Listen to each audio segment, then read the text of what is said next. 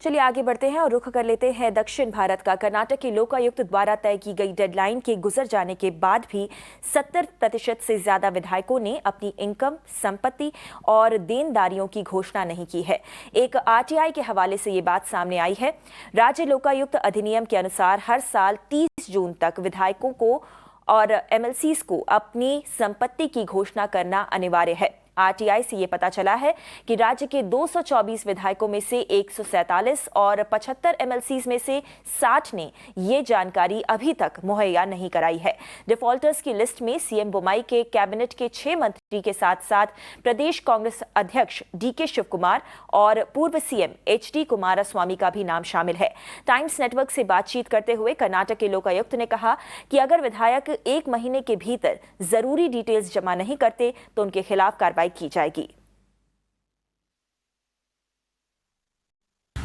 I can't totally ignore the prevailing pandemic-19 situation.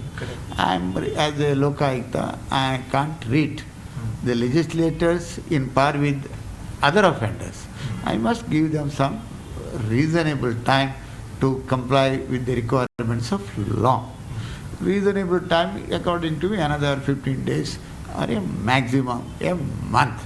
Other I will take action in terms of the law and on examination of earlier assets, if I find deliberately it is not given, I may not hesitate to institute criminal proceedings. If this is the kind of attitude of elected representatives, why do they expect us, the citizens, to pay our taxes, to feed them? And we also know that a couple of years ago, the Lokayukta's wings were clipped. A lot of the responsibilities, the mandatory powers were removed to suit the elected representatives. Is this the way that you're going to show that India, a sovereign democracy, a sovereign republic, has its elected representatives who refuse to follow the law? Why should they not be putting out their accounts to the Lokayukta? और कर्नाटक कांग्रेस के अध्यक्ष और विधायक DK Shivkumar का नाम भी उस list में शामिल है जिन्होंने अभी तक अपनी आय और देनदारियों की घोषणा नहीं की है। शिवकुमार ने कहा कि वो इस बारे में अपने ऑफिस में पड़ताल करेंगे और ये पक्का करेंगे कि डिटेल्स जमा कर दी जाए।